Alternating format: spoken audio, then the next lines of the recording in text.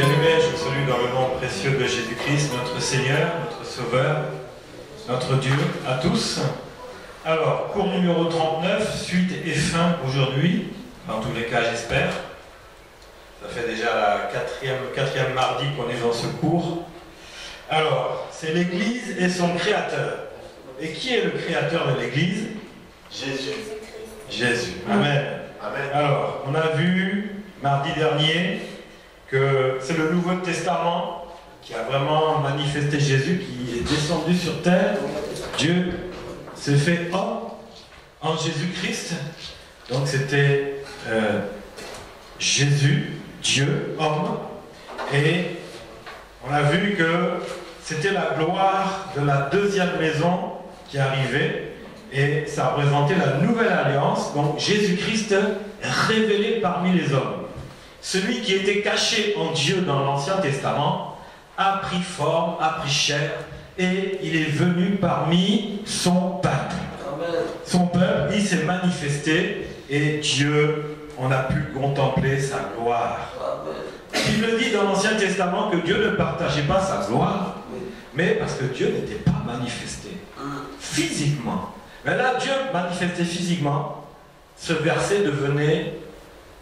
était annulé, vu qu'il est venu au milieu en tant qu'homme, il a partagé sa gloire, ensuite il a envoyé l'Esprit Saint, on va voir le cours suivant. Donc la gloire de Dieu, elle est où? En chacun de vous. Donc vous portez la gloire de Dieu. Donc Dieu a décidé, là, à partir de Jésus, quand Dieu est venu, il a décidé, avant je ne partageais pas ma gloire, maintenant je partage ma gloire. Parce que tu es le temple du Saint-Esprit. Donc le Saint-Esprit, c'est la gloire de Dieu. C'est une partie de la gloire de Dieu. Donc tu as la gloire de Dieu. Alors, la suite maintenant qu'on va voir,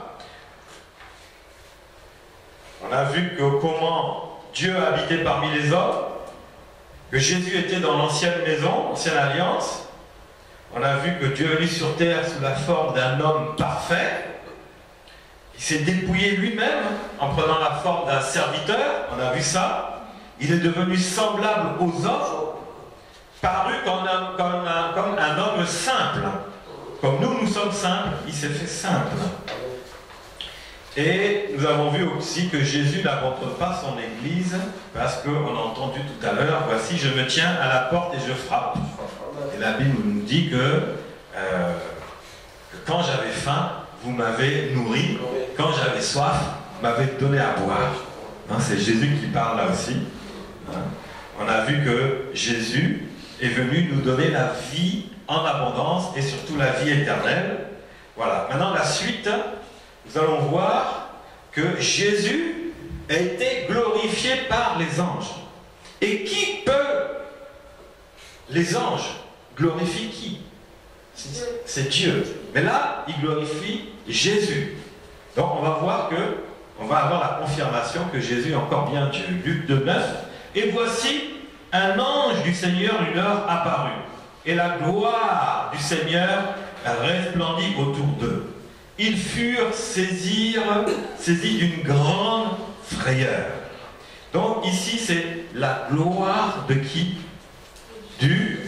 D'un ange? Du Seigneur. La gloire du Seigneur. Et qui est Seigneur?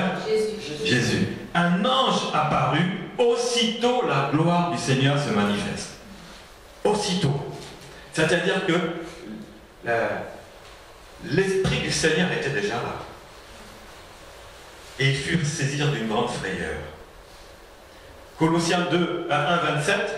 Dieu a voulu leur faire connaître la glorieuse richesse de ce mystère parmi les païens, à savoir Christ en vous, l'espérance de la gloire. Donc la gloire de Dieu pour tous ceux qui sont en Christ. C'est ainsi que tu as Christ. Tu as part aussi à la présence de Dieu. C'est pour ça qu'on dit, ah, la gloire de Dieu. Oui, mais tu as reçu Jésus-Christ, donc tu as reçu quoi? La gloire. Alors que la Bible dit, Dieu ne partage pas sa gloire. Mais là, il est dit, Christ qui est en toi. Si tu as reçu Jésus-Christ dans ton cœur comme Seigneur et comme Sauveur, pas que par la bouche, mais dans ton cœur, comme on a dit, si tu confesses Jésus-Christ dans ton cœur comme Seigneur et Sauveur, pas par ta bouche, parce que la bouche, vous parlez avec votre bouche, mais votre cœur est fermé. Ce n'est pas par la bouche que les choses se passent, c'est d'abord par le cœur, et la bouche va exprimer ce que le cœur a. Et Christ en toi, l'espérance de la gloire. Quelle gloire? La gloire quand tu seras au paradis? Est-ce que c'est cette gloire-là? Non. Mais si, c'est la gloire quand tu seras au paradis. Mais cette gloire, elle commence où? Elle commence ici. Elle n'est pas qu'au paradis. Au paradis, c'est sa finalité. Mais le commencement de la gloire de Christ en toi commence dès à présent. Et c'est ça qu'il faut comprendre. Parce que la gloire, c'est-à-dire que la gloire est sur toi, c'est-à-dire que s'il y a un problème là, ça va partir. La gloire ne peut pas vivre avec les problèmes. La gloire ne peut pas vivre avec l'échec. La gloire ne peut pas vivre avec toutes ces choses-là. Quand la gloire de Dieu est là, les situations fléchissent genoux parce qu'il n'y a aucun autre nom qui a été donné dans les cieux, sur la terre, sous la terre, qui est le nom de Jésus-Christ. Et tous genoux fléchissent. Donc la gloire de Christ en toi, tu dois mettre ta foi là-dedans. Dis non, la gloire de Dieu en moi. Toute situation doit fléchir genoux devant Christ. Amen. Et Christ est en moi par son esprit, l'esprit du Seigneur, le Saint-Esprit qu'on appelle aussi. Donc il y a de l'espoir pour toi parce que le Créateur a retrouvé sa créature. Et tu es la créature de Dieu. Si tu arrives à élever ta foi à ce niveau-là, tu vas te dire que oui, ben, tout est possible. Parce que l'Esprit du Seigneur habite en moi. Donc, je peux avoir de l'espérance. Les hommes ont dit, tu as une maladie, c'est comme ça. Et que cette maladie, c'est vrai, elle n'a pas de solution. Tu vivras avec. Mais qui a dit ça? Les hommes. Et tu as demandé au Seigneur la gloire de Dieu qui est en toi, Christ en toi, l'espérance de la gloire, dans la maladie, on t'a dit que tu vas vivre avec tout le temps. Tu crois à qui? À la parole de l'homme? Ou à la gloire de Dieu qui est en toi? Bien aimé, la gloire de Dieu en toi n'est pas la totalité de la gloire. Vous vous souvenez de ça? Et pourquoi? La gloire est trop grande pour être contenue dans un corps d'homme. La création ne peut pas être contenue dans une créature. Amen. Et on a compris que si tu es le temple du Saint-Esprit et que toi aussi, et que des millions, ça veut dire que la gloire est partagée. Amen. Et que la gloire reste encore pour beaucoup d'autres. Parce que même sur des millions de personnes, la gloire est trop supérieure. Dieu est tout puissant. Il ne peut pas rentrer dans une seule créature. C'est pour ça qu'on avait vu qu'il y avait la séparation entre Dieu qui était resté et Dieu qui était rentré en partie en Jésus. Et c'était le seul, il dit, Fils unique. Il n'y aura pas deux. Dieu a fait le voyage une seule fois. Il ne le fera pas deux fois. Une seule fois. C'est pour ça qu'il dit le Fils unique. Et du coup, il y avait une partie de Dieu en Christ et une partie de Dieu en dehors de Christ. Pourquoi? Parce que Christ a habité parmi nous en tant qu'homme. Et on sait que l'homme est limité. Donc Dieu, il s'est limité parce que la Bible dit il s'est dépouillé. Mais dépouillé de quoi? De sa gloire, de sa puissance. Il s'est dépouillé. C'est-à-dire que, je ne sais pas moi, quand tu déménages, tu habites dans un 4 pièces et que tu dois habiter dans un studio. Qu'est-ce que tu vas faire? Est-ce que tous les meubles du 4 pièces vont entrer dans le studio? Non. Et pourtant tu as déménagé, pourtant tu habites dans un nouvel endroit, mais tu es obligé de laisser des meubles dans un autre endroit. Parce que c'est trop. Dieu est trop pour entrer entièrement dans un corps d'homme. Donc il y a une partie qui reste à l'extérieur et une partie qui rentre à l'intérieur. Et c'est ça l'expérience, l'espérance de la gloire pour toi. qu'il y a une partie de la puissance qui rentre en toi. Il faut expérimenter cela. Parce que c'est Jésus qui donne la vie. Ensuite, on va voir Colossiens 2, versets 9 à 15. Il n'y a plus de condamnation pour ceux qui sont en Christ. Conséquence, la gloire de Dieu vient. La gloire de Christ vient dans ta vie. Il n'y a plus de condamnation. C'est fini.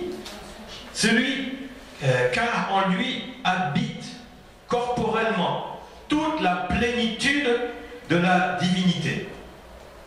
Vous avez tout pleinement en lui, qui est le chef de toute domination et de toute autorité. C'est en lui que vous avez été circoncis d'une circoncision que la main n'a pas faite, mais la circoncision de Christ qui consiste dans le dépouillement du corps de la chair, ayant été ensevelis avec lui par le baptême, vous êtes aussi ressuscités avec lui par la foi en la puissance de Dieu, qui l'a ressuscité mort. Vous qui étiez morts par vos offenses, par incirconcision de votre chair, il vous a rendus à la vie avec lui, et en nous faisant grâce pour toutes vos offenses. Il a effacé l'acte dont les ordonnances. Alors les ordonnances, c'était toute la loi, tous les commandements. C'était la loi ancienne. C'est ça les ordonnances. Il a effacé et qui nous condamnait. Vous savez, celui qui est pécheur, c'est parce qu'il connaît la loi. Mais celui qui ne connaît pas la loi, il n'est pas pécheur, parce qu'il ne connaît pas la loi. Mais pour ceux qui connaissaient la loi, il a effacé tout cela. Toutes les ordonnances qui subsistaient contre nous, il les a éliminées en les clouant à la croix. Il a dépouillé les dominations et les autorités. Il les a livrées publiquement en spectacle en triomphant d'elles par la croix. C'est-à-dire que Christ, dans ta vie, enlève toutes les condamnations. Tout. Amen. Tout. C'est pour ça que les choses anciennes sont terminées. Tout ce qu'on pouvait te dire sur ton dos, quand tu étais enfant, tes parents te disent tu ne vas pas à l'école, tu seras un bon à rien. Ça, c'était une condamnation. C'était pas méchant, c'était pour le motiver. Mais bref, tu l'as condamné quand même. Parce que tu l'as traité de bon à rien, de feignant, et lui va grandir avec ça.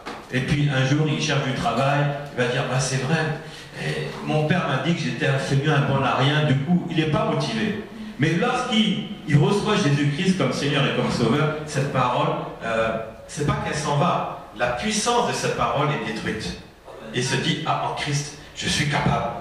Parce qu'il a tout pris sur la croix. Donc, c'est-à-dire que la puissance de Dieu est en moi. Hein. Vous avez tout pleinement en lui qui est le chef, toute domination, toute autorité. Donc, nous avons l'autorité sur tout ce qui nous embête. Et pas sur toute la création. N'est-ce pas? Voilà. Donc, il n'y a pas de condamnation parce que le Seigneur est avec toi. Amen. Dieu est avec toi. Si Christ est avec moi, qui peut être contre moi? Non. Parce que j'ai l'autorité qui habite en moi. Je dois réaliser que c'est Jésus-Christ, Dieu en moi. À ce moment-là, à partir de là, je n'ai pas de problème. Quoi qu'on vient te dire, qu'on vient faire contre toi, ne t'inquiète pas, Dieu habite en toi.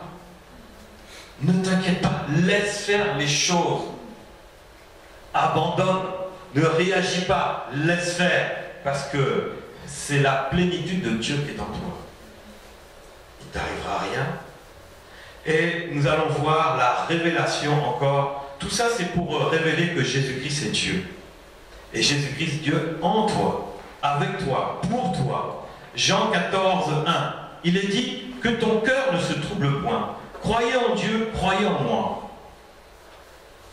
Voyez? Il dit d'abord, croyez en qui? En Dieu. Et ensuite, maintenant, il rectifie, il approfondit. Jésus approfondit les choses. Crois en Dieu. Si tu crois en Dieu, crois en moi. Mais ça veut dire quoi? Ça veut dire qu'il est Dieu. Voilà. Mais il approfondit, il révèle la divinité. Si tu crois en Dieu, si tu crois en moi. Si tu crois dans la famille Dupont, c'est que tu crois dans le fils Dupont, n'est-ce pas? C'est le même. Mais là, Jésus a approfondi encore. Il y a plusieurs demeures dans la maison de mon Père. Si ce n'était pas, je vous l'aurais dit, mais je vais vous préparer une place. Et lorsque je m'en serai allé et que je vous aurai préparé une place, je reviendrai et je vous prendrai avec moi, afin que là où je suis, vous y soyez aussi. Et vous savez où je vais et vous en savez le chemin. Et Thomas lui dit, Seigneur, nous ne savons pas où tu vas. Comment pouvons-nous en savoir le chemin? Et Jésus répond, je suis le chemin, la vérité et la vie. Je suis le chemin, la vérité et la vie. Le chemin, vérité, vie, ce sont des trois mots qu'on va retrouver où Dieu va se révéler. Il va se révéler dans ces trois mots-là. Il dit, nul ne vient au Père que par moi. Si vous me connaissiez, vous connaîtriez aussi mon Père. Et dès maintenant, vous le connaissez et vous l'avez vu. Alors là, ici, c'est le moment où Jésus sait qu'il va se livrer pour être crucifié. Et là, il est en train de révéler réellement qui il est. Son identité. Celui qui m'a vu a vu le Père. Si vous, dès maintenant, vous le connaissez et vous l'avez vu. Il parle de qui là? Il parle de Dieu. Il parle de Dieu. Il dit, là, il parle du Père. Vous l'avez vu. Et dès maintenant, vous le connaissez. Donc, oui, et dès maintenant, vous connaissez le Père et vous l'avez vu. Et qui est là? C'est Jésus. Et vous le connaissez maintenant. Le Père. Donc Jésus montre qu'il est une partie du Père. Il est la partie intérieure du Père et la partie extérieure du Père. Ils vont se retrouver après. Ça sera la divinité complète du Seigneur. Amen. Il y a une séparation et il y aura des retrouvailles. C'est pour ça que je dis, mais comment Dieu a-t-il pu être dans 3 jours sous terre, là, dans les ténèbres? Non, c'est qu'une partie qui est descendue. Et l'autre partie est restée. C'est pour ça, même sur la croix, une partie de Dieu était sur la croix, en prenant tous les péchés sur la croix, les condamnations, etc., ce qu'on a vu là, c'est sur la croix qu'il a pris ça, et il s'est chargé de nos fautes, de nos péchés, de nos iniquités, sur la croix. Mais à ce moment-là, il était rempli de péché. Lui qui n'avait jamais commis le péché, il n'avait jamais vécu le péché, et par son sacrifice, il a pris tous les péchés du monde passé, présent et à venir. Et aussitôt, il s'est adressé au Père, l'autre partie, pour dire, mais Père, pourquoi m'as-tu abandonné? Et pourquoi? Pourquoi il a dit ça? Parce que la réponse est dans la question que j'ai posée. Vous savez qu'il avait chargé. Il avait chargé par le fardeau. Dieu n'a pas créé le péché. Oui. L'Éternel n'a pas créé le péché. Il y a eu la rupture avec Dieu. Voilà. Et le péché ne peut pas marcher avec le Créateur. Ce n'est pas possible. C'est lui qui pardonne les péchés. Mais le péché était venu tellement sur Jésus, Dieu, homme, a fait que les deux parties ne pouvaient plus se retrouver. Et Père, pourquoi m'as-tu abandonné? Parce que tu as pris tous les péchés, tu ne peux plus maintenant être avec moi. Ce n'est plus possible. Dieu ne supporte pas le péché. Mais Dieu nous supporte beaucoup dans nos péchés. Parce que nous sommes le temple du Saint-Esprit. C'est pour ça que la Bible dit que les fruits de l'Esprit, c'est la patience. Dieu est patient. Même le Saint-Esprit en nous, nous commettons des péchés. Jésus a porté tous les péchés et nous continuons, nous, à commettre des péchés. C'est pour ça qu'il est dit, n'attristez pas le Saint-Esprit de Dieu. On l'attriste comment? Quand on commet des péchés. Alors qu'on n'est plus pécheurs, nous sommes des saints et on doit éviter de commettre les péchés. Parce que quand on commet le péché, on attriste le Saint-Esprit. Et Jésus sur la croix avait attristé le Père. Parce qu'il était rempli de péché.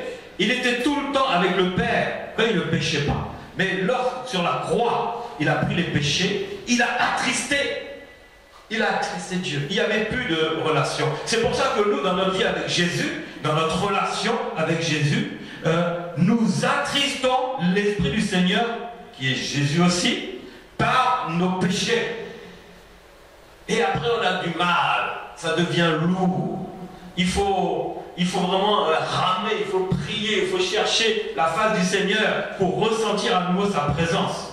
On reçoit, hein, quand tu ouvres ton cœur, tu reçois Jésus dans ton cœur, la vie change, les péchés s'en vont. Mais lorsque le Saint-Esprit est rentré en nous et on commence à faire des péchés petit à petit, vous allez voir que le Saint-Esprit, il va être attristé jusqu'à ce qu'on ne va même plus le sentir. On va se dire, Saint-Esprit, est-ce que tu es encore dans ma vie? Parce que si tu te poses la question, tu sais là ce que tu as fait qui n'était pas bon. Et lui, il est là. Parce que si tu te poses la question, c'est que lui, c'est lui qui te rappelle cette question-là. Il est toujours là. Le jour où tu ne te poses plus la question, il est parti. Là, c'est trop tard. Mais tant que tu te poses la question, Saint-Esprit, est-ce que tu es encore dans ma vie?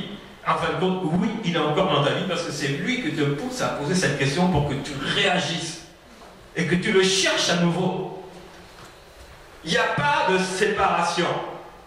Il n'y en a pas. Tant qu'on se pose la question, Seigneur, est-ce que tu es encore dans ma vie?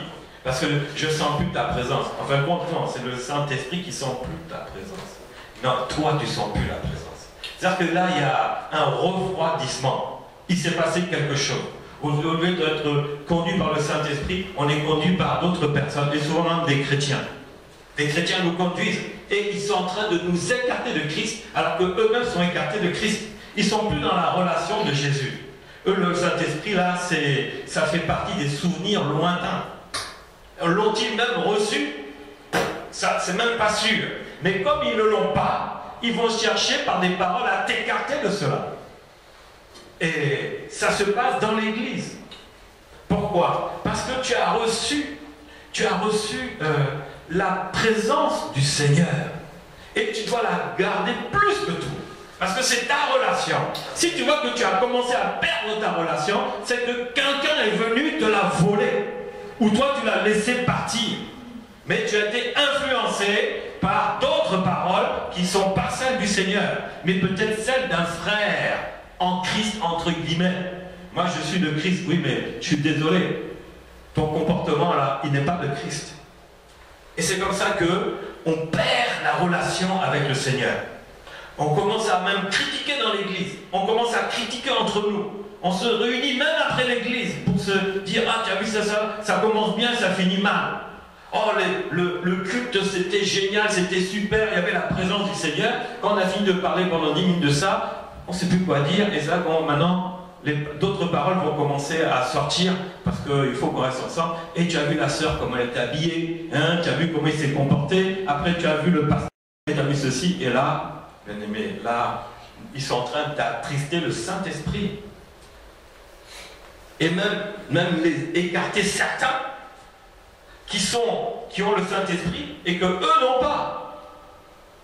C'est ça le problème. Après, quand la personne rentre chez elle, elle rentre avec la parole qu'elle avait reçue pendant le culte, et après la parole qu'elle a reçue en dehors du culte. Alors là, ça devient un champ de bataille pour elle. Oui, j'ai entendu ça, oui, mais en dehors de l'église, j'entends ça. Oui, mais nous savons que Christ est là. Mais ailleurs, est-ce qu'il est là? Il faut garder ton cœur plus que toute chose. Plus que toute chose. C'est important.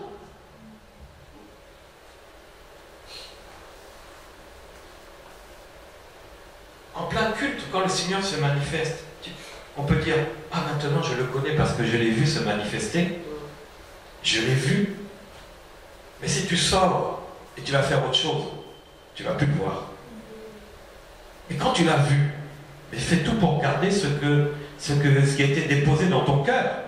Ne va pas essayer de le dilapiter, de le jeter n'importe où. C'est grave. Et Philippe lui dit, Seigneur, montre-nous le Père et cela nous suffit. Et Jésus lui dit, il y a si longtemps que je suis avec vous et tu ne m'as pas connu, Philippe. Celui qui m'a vu a vu le Père. Ah. Celui qui m'a vu a vu le Père. Celui qui a vu qui? Jésus a vu le Père. C'est-à-dire que là, il montre que Jésus, il est Dieu. Parce que si on dit que le Père c'est Dieu, alors Jésus est qui? Jésus est qui? Il est qui? Dites-moi, il est qui? Il est Dieu. Et quand tu pries, comment tu fais comment tu commences ta prière? Parce qu'il faut revoir tout. Si Jésus est Dieu, comment tu t'adresses dans la prière? Seigneur Jésus, mon Dieu, Seigneur Jésus, notre Dieu. Tu pries Amen. Parce qu'il a dit, vous devez demander toutes choses en mon nom. Et quand tu dis au nom de Jésus, c'est parce que tu as demandé, ou dans la prière, où tu as pris autorité. Parce qu'il a dit, voici, en mon nom, vous chasserez les démons, vous imposerez les mains aux malades. N'est-ce pas? En mon nom, vous apporterez la bonne nouvelle. Donc quand tu commences à élever le nom du Seigneur, Seigneur Jésus-Christ, mon Dieu, je bénis ton nom, j'élève ton nom. Donc tu le glorifies, et à la fin tu dis, qu'est-ce que tu dis à la fin? Pour finir ta prière? Ben non, parce que tu es en train de le dire. C'est là justement que Dieu te bénisse. Tu dis Amen.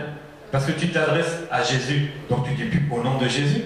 Tu sais pourquoi on dit, nous tous on disait au nom de Jésus? Parce qu'on disait Père.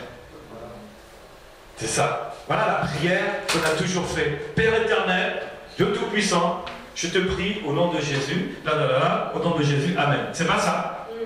Mais si tu t'adresses à Jésus, Dieu, ton Dieu, Seigneur Jésus, mon Dieu, je te bénis, je te rends grâce. Amen. Merci Seigneur Jésus. Amen. Voilà. Donc il faut qu'on évolue dans nos prières, parce qu'on s'adresse à Jésus, à Dieu. Et il faut faire les choses simplement, tout simplement. Mais quand tu dis au nom de Jésus, c'est parce que tu as demandé quelque chose, parce qu'il a dit, tout ce que vous demanderez en mon nom, je le ferai. Donc à la fin tu dis, au nom de Jésus, Seigneur, en ton nom, je reçois cela. En ton nom, je chasse les esprits mauvais. En ton nom, je chasse tous les démons. En ton nom, je chasse toute situation. Voilà, c'est ça. Ensuite, donc vous le connaissez et vous l'avez vu. Donc quelqu'un peut te dire, oh non, Jésus-Christ n'est pas Dieu, c'est un fils de Dieu. Donne-lui cette révélation. Donne-lui cette révélation. Que Jésus-Christ est réellement Dieu. Explique-lui. Le cours, l'enseignement que tu as reçu, la révélation, va l'annoncer aussi, pareillement. Annonce-le. C'est pour ça que j'insiste sur la partie du Père, la partie du Fils, la partie du Saint-Esprit, que ça soit clair une fois pour toutes, parce qu'on a tous vécu dans cette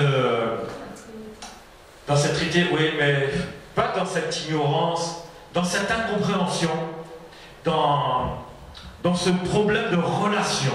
C'est un problème de relation. Je ne sais pas comment m'adresser à Dieu, parce qu'en fin de compte, je ne connais même pas réellement Dieu. Ce soir, il faut que tu saches que Dieu est Jésus-Christ. Et beaucoup vont s'opposer à ça, parce que ça ne les arrange pas. Et ils ne sont pas de Dieu. Oui? Alors à ce moment-là, il faut revoir le Notre Père. Il faudrait dire Jésus qui est aux cieux. Le Notre Père, il était donné à l'époque parce que Jésus n'était pas révélé. Ben oui. Maintenant, tu peux dire Jésus-Christ qui est aux cieux. Jésus-Christ, mon Dieu, que ton nom... Voilà. Mais c'est ça. Mais s'il avait dit...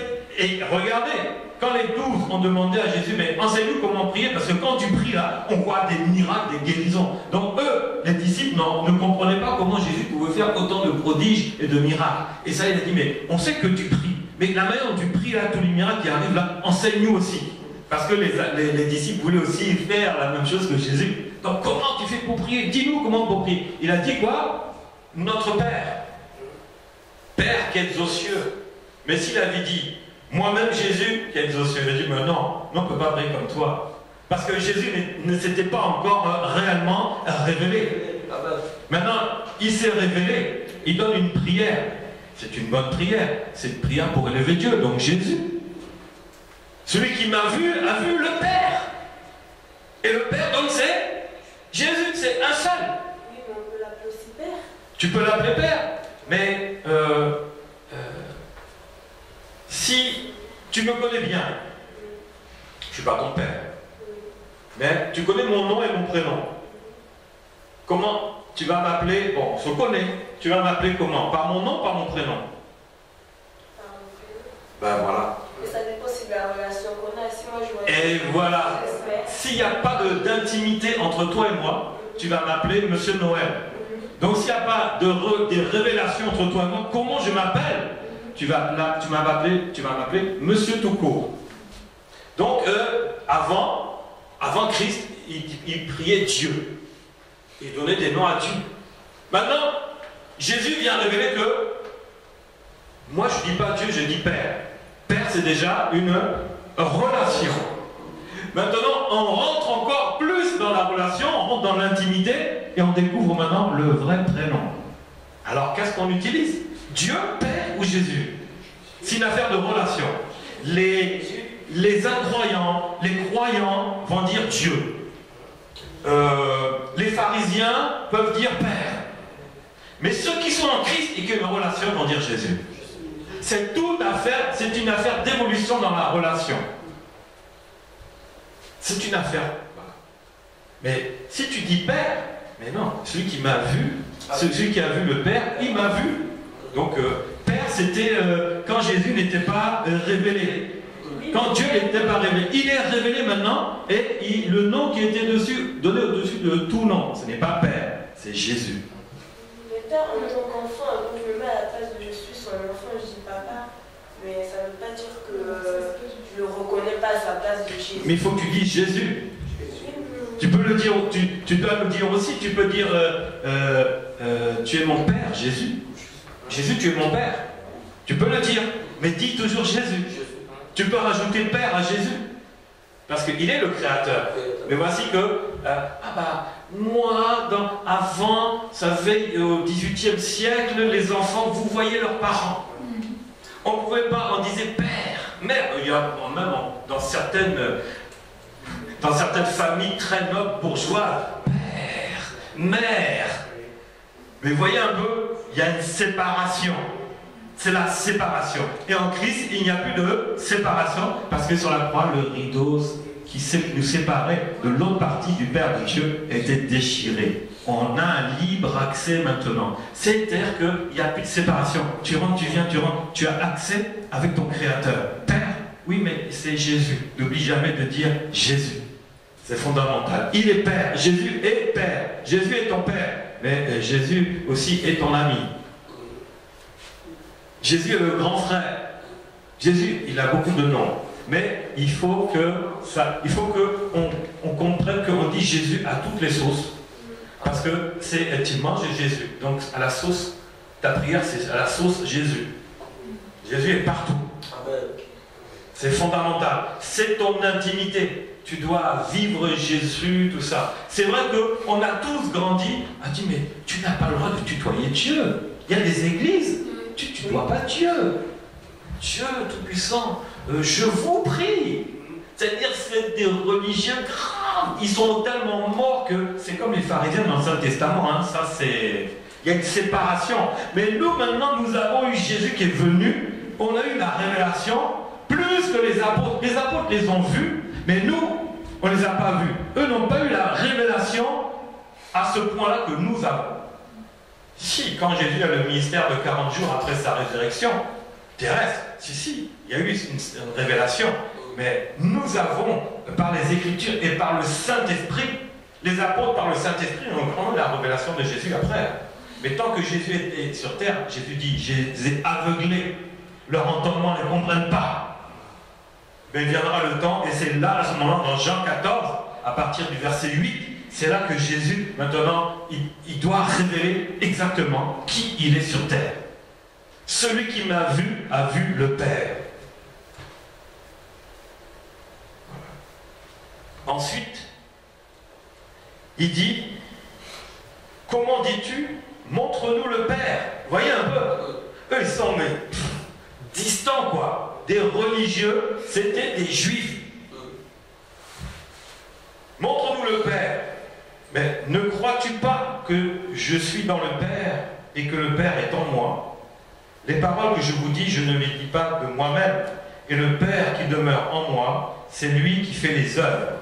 croyez-moi, je suis dans le Père et le Père est en moi. Croyez du moins à cause de ses œuvres. Alors ils ne comprennent plus rien. Quand tu dis, mais comment prie, dit notre Père, et dit, non, le Père est en moi. Mais Jésus, là, qu'est-ce que tu racontes? Voilà, les disciples ne comprennent plus rien du tout. Là, dans ce truc-là, ils sont perdus. Et beaucoup de chrétiens sont perdus dedans. Ils sont en train de nager, patauger dans la gadoue. Ils s'en sortent pas. Ils n'ont pas la révélation de Jésus, réellement. Mais c'est normal. Jésus disait toujours Père, Père, Père, Père. Et puis maintenant, il dit, mais le Père est en moi. Croyez que je suis dans le Père et que le Père est en moi. Croyez au moins à cause de ses œuvres. C'est-à-dire que même dans ce que Jésus disait là, il ne comprenait plus rien. Alors Jésus a dit, il a rajouté, alors dans ce cas-là, ok, je rajoute toutes les œuvres que j'ai faites, c'est-à-dire les guérisons, les délivrances, les miracles. Crois au moins à cela, parce que dans toute l'ancienne alliance, il n'y a pas eu autant que ça. Quelques miracles qui se sont passés, quelques résurrections. Hein. Vous savez que la première personne ressuscitée n'a pas été Lazare, c'était dans l'Ancien Testament, avec Élie. Et donc, à cause de toutes ces œuvres, croyez cela. Parce qu'il n'y a que Dieu qui puisse faire ça. Personne n'a pu faire ça. Quelques prophètes, ça s'arrêtait là. Mais là, Jésus était en train d'essayer de les convaincre, les 12 qui ont vu les miracles, les guérisons, les prodiges. Maintenant, Jésus leur dit, mais comment croyez-vous que j'ai fait tout ça? Le Père est en moi et je suis dans le Père. C'est-à-dire qu'il y a une relation. Si je t'invite chez moi, tu viens avec moi, tu es dans ma maison, non? Il y a une relation nouvelle qui se crée. Tu n'es pas en moi, mais tu es dans ma maison. Et on apprend à vivre ensemble. C'est ce que Jésus voulait expliquer. Mais il ne comprenait pas. Il ne comprenait pas cela. Mais nous pouvons comprendre cela à travers toutes les révélations que vraiment c'est Christ, Dieu. Et la conséquence, toujours dans Jean 14, là Jésus maintenant promet l'envoi du Saint-Esprit. Alors, si vous m'aimez, gardez mes paroles, mes commandements, et moi je prierai le Père. Il remet ça. Les pauvres disciples. Il dit, moi je prie le Père alors que le Père... Alors, comment tu peux prier le Père alors que le Père est en toi? Donc, cafouillage, quoi. Et il vous donnera un autre consolateur. Un autre. C'était qui le premier? C'était lui-même. Donc, encore, Jésus-Christ, Dieu, la partie... le Saint-Esprit, c'est la partie douce. La partie amour, les fruits de l'Esprit. D'ailleurs, la conséquence, la manifestation du Saint-Esprit dans nos vies, c'est quoi? C'est l'amour, la joie. Non, dans l'ordre, l'amour amène la joie amène la paix. L'amour, la joie, la paix, ça c'est... Quand on dit il n'y a pas l'amour dans l'église, hein, ça c'est le mot qui tue, ça veut dire qu'il n'y a pas le Saint-Esprit. Et quand tu vois le Saint-Esprit se manifester dans l'église, il faut savoir que le Saint-Esprit, ça donne l'amour d'abord. Vous voyez ça? Si tu entends quelqu'un dire qu'il n'y a pas l'amour dans l'église, pose-lui la question, as-tu le Saint-Esprit pour dire cela? C'est que tu n'as pas le Saint-Esprit. Comment? C'est l'amour, la joie, la paix, après la foi, la patience, la bonté, etc., la bienveillance, toutes ces choses-là. Alors, il vous donnera un autre consolateur. Ce n'est pas Jésus qui est venu donner d'abord la consolation?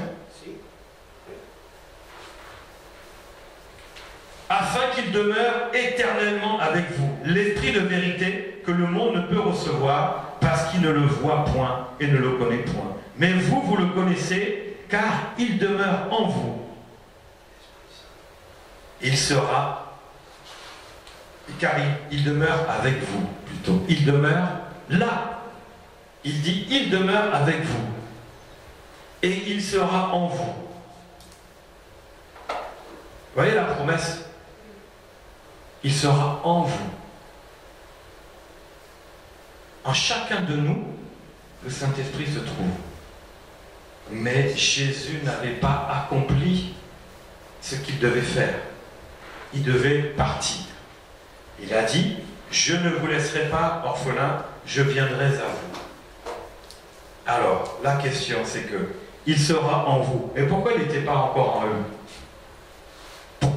Pourquoi le Saint-Esprit n'était pas dans la vie des 12, enfin des 11? Parce qu'il y avait un démon parmi les 12. Judas Iscariote, fils de Simon. Alors pourquoi il a dit il sera en vous? Parce qu'il n'était pas encore en eux. Parce qu'il n'était pas parti. Voilà. Il n'avait pas fait le sacrifice, il n'avait pas pris tous les péchés du monde, toute la nature pécheresse. Il n'était pas descendu 3 jours dans les profondeurs pour détruire les œuvres de la mort et remonter le 3e jour. Et c'est à ce moment-là, au jour de la Pentecôte, lorsqu'il priait, c'est là que le Saint-Esprit est descendu. Et là, c'est à ce moment-là qu'il est entré en eux. Il a dit, je vous laisserai pas orphelin, je viendrai à vous. Et Jésus a dit quoi? Je viendrai à vous. Alors le Saint-Esprit, c'est qui encore? C'est Jésus. C'est l'Esprit du Seigneur. Le Seigneur, c'est Jésus. Voilà, parce qu'il a dit. Nous allons voir dans l'enseignement suivant le Saint-Esprit. Donc là, on termine cet enseignement sur le démarrage du prochain cours, c'est-à-dire qui est le Saint-Esprit. On a vu que Jésus a créé l'Église et que le Saint-Esprit, là, il a fait quoi? Je l'avais dit, il a constitué. Jésus a créé l'Église et le Saint-Esprit l'a constituée. Voilà. Est-ce que vous avez des questions là-dessus? C'est la fin de cette partie-là. Est-ce que c'est clair?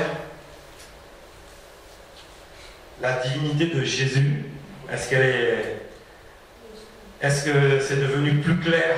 L'Esprit Saint, moi je pense que c'est le prolongement de Jésus sur terre jusqu'à ce qu'il revienne. Voilà, c'est ça. Parce que le Saint-Esprit, c'est l'Esprit du Seigneur. Le Seigneur, c'est Jésus. Donc c'est une partie de Christ. Mais Jésus a dit que je m'en irai. Et la Bible dit, c'est assis sur le trône. Alors si c'est assis sur le trône, est-ce qu'il peut être là? Mais il y a une partie encore. C'est ça qui est fort. Dans Dieu, il y a toujours une partie qui va se promener quelque part. Et une autre partie qui va rester ailleurs. C'est pour ça qu'il y a cette relation entre nous qui portons Dieu et Dieu qui est sur le trône. Voilà. C'est simple. Oui. En fait, je vais vous poser une question, parce que je suis un peu perturbée par rapport au principe de la Trinité. Là. Parce que là, dans l'écoute de ce soir, là, je vois qu'il y a 3 parties. En fait, Dieu est là-haut, il s'est fait chair sur la terre, donc il y a une partie qui est Jésus, qui est venu sur la terre.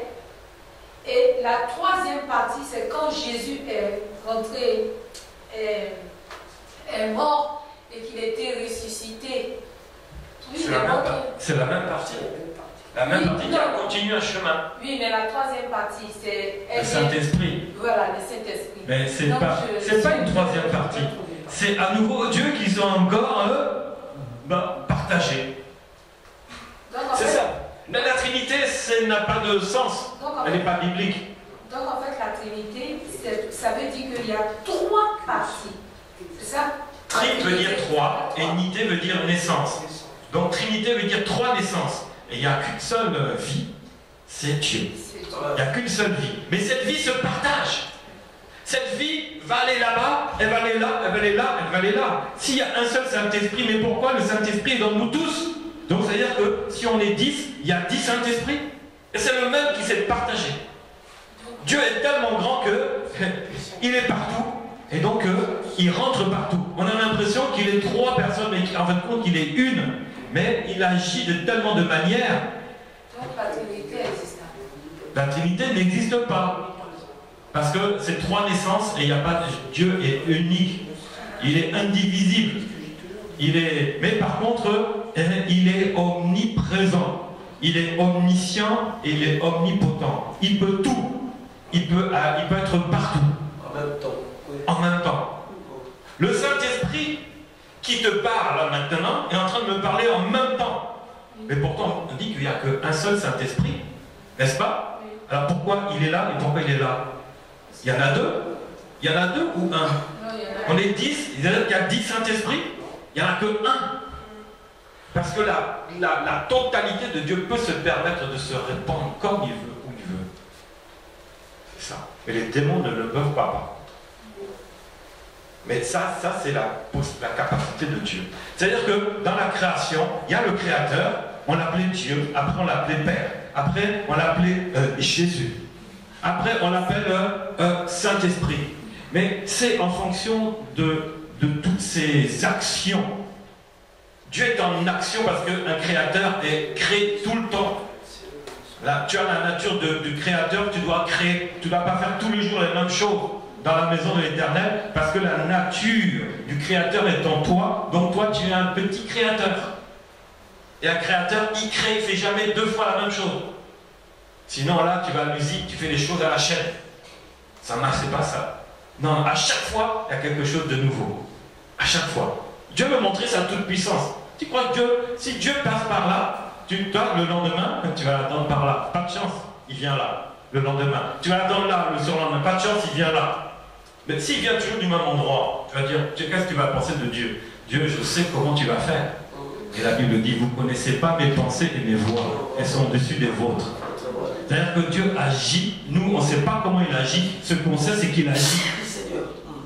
Il agit. Et de différentes manières. Il agit en tant que Dieu, en tant que Père, en tant que Jésus, en tant que Saint-Esprit. Et le Saint-Esprit était déjà au commencement. Jésus était déjà au commencement. Vous voyez? Donc la Trinité, ça n'a pas de sens. C'est Dieu qui agit d'une manière. Alors par exemple, Dieu est tout puissant. Il est fort, autoritaire. Ok. On l'appelle l'Éternel des armées. Bon. Maintenant, le Saint-Esprit, si par exemple, c'est l'Éternel des armées qui rentre dans ta vie, ça va être chaud. Hein. On va t'appeler, je sais pas, Laure la guerrière. Hein? Mais c'est pas ça.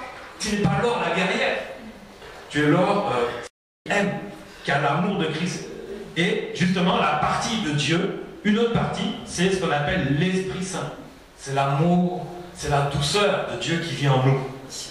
Sinon, on serait tous des guerriers, des colériques, des agressifs. Et c'est tout le contraire. C'est tout le contraire. On doit apporter l'amour.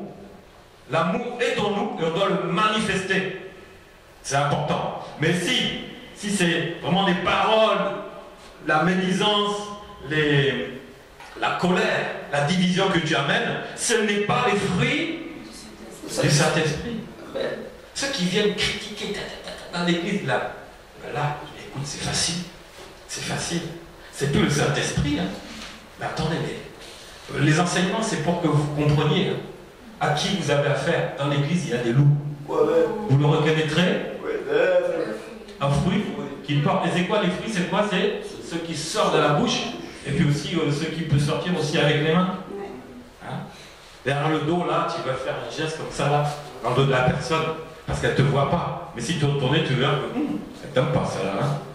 Ou elle te fait, en partant, elle te fait...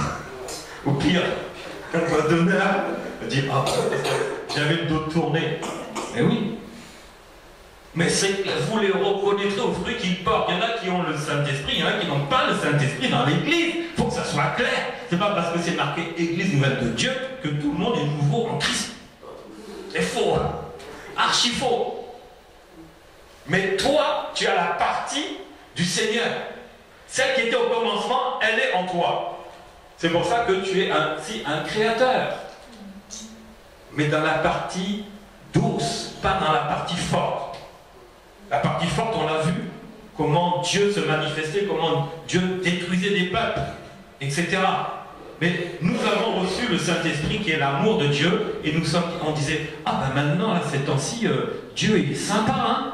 Avant, au moindre truc, là, il chipotait le peuple. Il a détruit tout le peuple qu'il a fait sortir d'Égypte, tous, à part 2. Je fais Caleb, ils sont tous morts les autres. Ah, mais maintenant, ce Dieu-là, dit, il est cool. Il nous laisse faire toutes choses. Et oui, parce que le Saint-Esprit s'est répandu sur la terre. Hein? L'Ancien Testament, c'était vraiment la puissance, la toute-puissance de Dieu, l'Éternel des armées, dans sa force. Maintenant, nous avons le Saint-Esprit. Dieu a envoyé son Esprit. Et sachez que le Saint-Esprit était donné qu'à quelques personnes avant. Les rois, et les prophètes. C'est tout. Maintenant, tu confesses Jésus, tu l'as reçu. Mais dans l'Ancien Testament, c'était pas le cas. Il fallait qu'un sacrificateur ou qu'un prophète vienne t'imposer les mains, faire l'huile d'onction et tout, et tu recevais le Saint-Esprit, tu étais oint. Mais là, tu es oint simplement en recevant Jésus. Mais il y en a qui vont s'opposer à cela, c'est évident. C'est évident, tu reçois la nature de Dieu, la nature de Christ en toi. Mais c'est normal, il y en a qui vont essayer de te voler ça. Mais Satan, il est déjà perdu. Il est perdu. Et dans les églises, il envoie ses agents et qui vont même se mettre à genoux à côté de toi en train de prier. Ça ne les gêne pas. Mais seulement, ça pourrait les gêner si cette église est contrôlée par Jésus-Christ. Ils ne vont pas, je t'assure, ils ne vont pas faire long feu. Soit ils se repentent, soit ils s'en vont. Avant qu'ils fassent des bêtises même. J'en ai vu. On n'a pas tenté de m'empoisonner. On a tenté de m'empoisonner. Mais cette personne-là, elle a échoué. Elle est où maintenant? Dites-moi. Elle est où? Elle est partie. Elle est partie. Il y en a d'autres qui ont essayé, qui essayent d'écarter les brebis. Ils sont où? Jésus-Christ a donné sa vie pour l'Église. Jésus a donné sa vie pour l'Église. Mais celui qui veut s'attaquer à l'Église s'attaque à Jésus. Malheur à lui. Malheur à lui. Après, vous entendrez des pleurs à droite et à gauche. Posez-vous la question. Pourquoi ils sont en train de pleurer? Eh oui. Ne touchez pas à mon oint, ne touchez pas à mon Église. Et ne touchez pas. Tu es oint, bien-aimé. Le oint, ce n'est pas le ministère. Tu es oint parce que tu as le Saint-Esprit. La Bible dit, touche pas à mon oint. Parce que tu portes Dieu en toi. L'autre partie de Dieu qui est en dehors de toi. C'est ce que tu ne vois pas et ce qui est fait derrière ton dos. Elle va agir. Elle va agir. C'est pour ça que la totalité de Dieu, c'est pour notre bien-être. Parce que Dieu agit que quand nous dormons, lui il agit. Quand on sommeille, il agit. Quand on ne voit pas les choses, il agit. Quand les choses se font derrière nous, il agit. Parce que c'est la totalité de Dieu. On est ensemble, tout va bien, on se sépare. Tu commences à former un plan contre moi pour me détruire. Mais je suis le oint de Dieu, tu es le oint de Dieu. Et ce qui se passe derrière, Dieu est là-bas aussi avec. Et il va à un moment, il va dire, je leur donne une chance pour qu'ils se repentent. Mais ils prennent. Ils laissent tomber. C'est ok, mais ils continuent. Mais non. Mais qu'est-ce que Dieu va faire? Dieu va te rendre justice. Ce qui était fait derrière toi, toi tu es gentil avec les gens, tout ça. Mais l'autre partie de Dieu qui est là-bas, elle est en train d'entendre te parler de toi. Oh, le frère là, la soeur là, elle va voir. On va casser les choses. Et oui, mais Dieu est là. C'est ça qu'ils ne comprennent pas. Ils ont oublié que Dieu est omniprésent et qu'il protège son enfant qui est loin, qui porte une partie de Dieu. Mais Dieu ne va pas laisser perdre cette partie-là. Ah non, non, non, non. Non, non, non. Dieu ne perdra personne d'entre vous si vous restez dans cette relation, dans l'intimité avec Jésus. Donc pour résumer, tu es dans l'intimité, tu es dans la relation avec Jésus. Rien ne pourra t'arriver. Rien. Rien du tout. Si tu marches avec le président de la République, tu es intouchable. C'est vrai ou pas? Tu as son téléphone rouge, ligne directe. Allô? Tonton. Ah, tu as même tonton, c'est ton tonton. On va dire... bon, le nom du président. Tonton François. J'ai un problème. Tu es où? J'envoie ma garde tout de suite.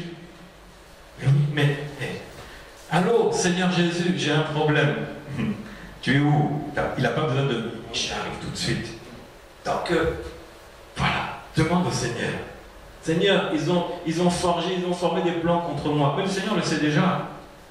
Tu n'as pas besoin de le demander, il est le loin. Toi, continue ta relation avec lui. Lui, il va te protéger. Parce qu'il y a une partie de la puissance de Dieu qui est en toi. Dieu ne va pas abandonner sa partie qui lui appartient. Donc toi, tu es le dépositaire. La Bible dit, si vous touchez à ce temple-là, celui qui touche, je le détruis. N'est-ce pas? Malheur à celui qui cherche à détruire, je le détruirai. Donc, garde ta relation avec Jésus, que Jésus est ton Dieu. Tu n'auras rien à craindre. Amen. Est-ce qu'il y a des questions à poser?